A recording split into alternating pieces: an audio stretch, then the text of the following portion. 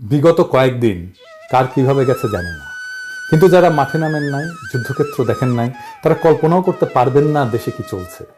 18ই জুলাই বৃহস্পতিবার দুপুর 1টায় আমার বন্ধু জাহিদুজ্জামান তানভীন শহীদ হয়। তার খবর পেয়ে সাথে সাথেই আমরা কুয়েট মৈত্রী হাসপাতালে রওনা দিই 2টার দিকে। আমার কিছুতেই বিশ্বাস হচ্ছিল না, নিজের চোখে না দেখে আমি বিশ্বাস করতে পারছিলাম না। খালি মনে হচ্ছিল হয়তো অন্য কেউ হবে, তানভীনের মতো দেখতে হয়তো কেউ। রাস্তায় বাইক আর সিএনজি ছাড়া কিছু ছিল না। অনেক অপেক্ষার পর একটা সিএনজি পাই যে আমাদেরকে হাসপাতালে নিয়ে যেতে চায়। উত্তরে জসিমউদ্দিন আসতেই আমাদেরকে ছাত্ররা থামায় দিয়ে বলে, ভাই সামনে যান না, পুলিশ যেদিকে যেভাবে পাচ্ছে গুলি করছে। আমরা সিএনজি ঘুরাই, ডিভাইডারের মাঝখান দিয়ে পার হয়ে সেক্টর 4-এ ঢুকি। গলির মুখে দেখতে পাই 40-50 জনের মতো ছাত্রলীগ জমায়েত হয়ে আছে, বসেছিল বেশিরভাগ। দেখে আমাদের কিছু বলে নাই। সিএনজি ঘুরায় ঘুরায় কোনো মতে কুয়েত মৈত্রীর কাছাকাছি যাইতে পারি। আজমপুর রেলগেটে নামি।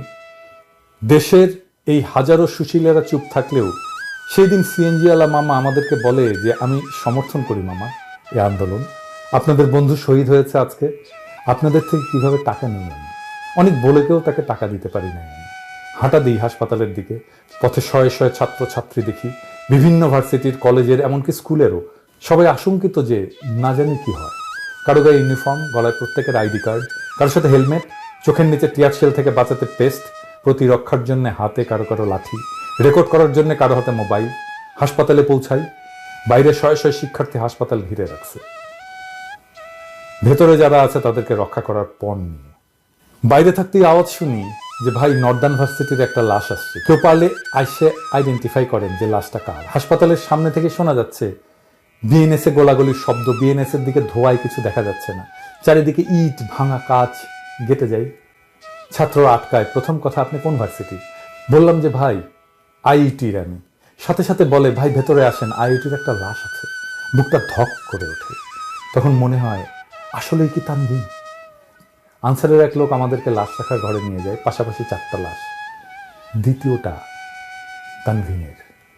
চারপাশে অসংখ্য ছাত্র আহত, প্রায় সবার গায়ে স্প্লিন্টার, হাতে পায়ে মাথায় অনেকের ব্যান্ডেজ। ডাক্তারদের দৌড়াদৌড়ি, আহতদের আর্তনাদ ধরে রাখা কষ্টকর হচ্ছিল নিজেকে। কিন্তু আশেপাশে থাকা ছাত্ররা বলে, ভাই এনার মা এসছেন, ভেতরে আছেন। ভেতরে যাই, তানভীনের মা একটা বেডে বসে তানভীনের খালাকে ধরে কাঁদছেন। আমাকে দেখেই বলেন যে আকাশ, আমার ছেলেটা তো নাই, কি নিয়ে বাঁচবো আমি, বলো কিভাবে থাকবো আমি একা? কিছু বলার ভাষা ছিল না। তখন কাঁদতেও পারি নাই আন্টির সামনে। আন্টি আমার হাত ধরে কাঁদছিলেন শুধু। হঠাৎ করে আওয়াজ আসে যে পুলিশ আর লীগ ভেতরে ঢোকার চেষ্টা করছে। আমরা কয়েকজন দোতলায় উঠে যাই, আইসিইউ এর সামনে দাঁড়াই। ভেতরে সব বেড ভর্তি, অনেকের গুলি লাগছে, অনেকের অবস্থায় আশঙ্কাজনক। ছাত্ররা সব দৌড়ে যায় যে পুলিশকে ঢুকতে দেবে না, লাশ নিয়ে যাইতে দেব না। কিছুক্ষণ পর আবার শান্ত হয়ে আসে ভেতরের সব। নিচে নামি। কিছুক্ষণ অপেক্ষার পর তানভীনের রিলিজের কাগজ আসে, আমাদেরকে বলে লাশ নিয়ে যাইতে। আমরা যারা ওর বন্ধুরা আছি আগায় যাই লাশ নিতে। স্ট্রেচার আনি, ওকে তুলি স্ট্রেচারে। আমি মাথার নিচে হাত দিই তোলার সময়। রক্তে ভেজা, মুখে আর বুকে অসংখ্য স্প্লিন্টার লাগা, বুকের উপরে কাঁধের পাশে বুলেটের ক্ষত, মাথার পেছনে থেতলে যাওয়া। লাশ নিয়ে আমরা সামনে আগাইতে নিলাম। তখন একযোগে আশেপাশে সব ছাত্ররা চিৎকার করতে শুরু করলো যে শহীদ ভাইয়ের লাশ। স্টিলে স্টিলে বাড়ি দিয়ে সবাইকে অ্যালার্ট করলো যেন সামনে থেকে সরে যায়। আল্লাহু আকবার বলে ধ্বনিত হলো চারপাশ। আশেপাশের কাউকে আমি চিনি না, কেউ আমাকে চেনে না, কিন্তু তারপরেও সবাই তৎপর, সবাই সবার ভাই সেখানে। চিনিও না এমন ছেলেমেয়েরা এসে সাহস দিয়ে যাচ্ছে, সাহায্য করছে। করিডোর ধরে সামনে আগাতে একটা চিৎকার শুনলাম, একটা পুলিশ মরছে রে! বিশ্বাস করতে হয়তো কষ্ট হবে, গোটা হাসপাতাল, ভেতরে বাইরে সব মানুষ একসাথে বলে উঠল আলহামদুলিল্লাহ। এরকম শিউরে ওঠা অনুভূতি কোনোদিন পাই নাই। কে মরেছে, কিভাবে মরেছে জানি না, কিন্তু মরেছে এটা শুনে আলহামদুলিল্লাহ পড়ে উঠলাম। সেই প্রতিটা মানুষ যারা এতটাই অত্যাচারী যে এদের মরার খবর শুনলেই মানুষের মুখ থেকে আলহামদুলিল্লাহ বের হয়ে যায়। এদের জন্য আল্লাহর পক্ষ থেকে জাহান্নাম ওয়াজিব করা হয়েছে। আসলে নিষ্পাপ সাধারণ ছাত্রদের বুকের উপরে যারা গুলি চালায়, যারা এটা সমর্থন করে, যারা এটা সহায়তা করে, যারা এটা হওয়ার সময় মুখ বুজে সম্মতি দেয়, সবার জন্য আল্লাহ যেন এই দুনিয়ায় বিচারের ব্যবস্থা রাখে। কিয়ামত পর্যন্ত অপেক্ষা করার ধৈর্য যে আমার হবে না। তানভীনের লাশ নিয়ে সামনের গেটে গেলাম। অ্যাম্বুলেন্স আসার অপেক্ষা করছিলাম। আমি একা ছিলাম কিছুক্ষণ ওর লাশের পাশে। চোখগুলো বুজে দিলাম, হাত দুইটা সোজা করলাম। মাথা থেকে রক্ত পড়া থামে নাই ওর।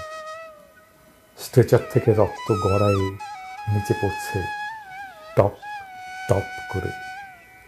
আন্টি নিজের ওড়না দিয়ে বললেন, তানভীনকে যেন ঢেকে দিন। অ্যাম্বুলেন্স আসে, ওকে তোলা হলো। স্ট্রেচার থেকে লাশটা নিয়ে অ্যাম্বুলেন্সের ভেতরে নিল। আন্টি তখন পাগল প্রায়। আন্টি স্ট্রেচার থেকে তানভীনের রক্ত নিয়ে নিজে মেখে চিৎকার করছেন, আমার ছেলে শহীদ, আমার ছেলে শহীদ হয়েছে। এই মুহূর্তটা আমি হয়তো কোনোদিন ভুলতে পারব না। আজীবন চোখের সামনে আমার এই দৃশ্য আর কানে আন্টির চিৎকার ভাসবে।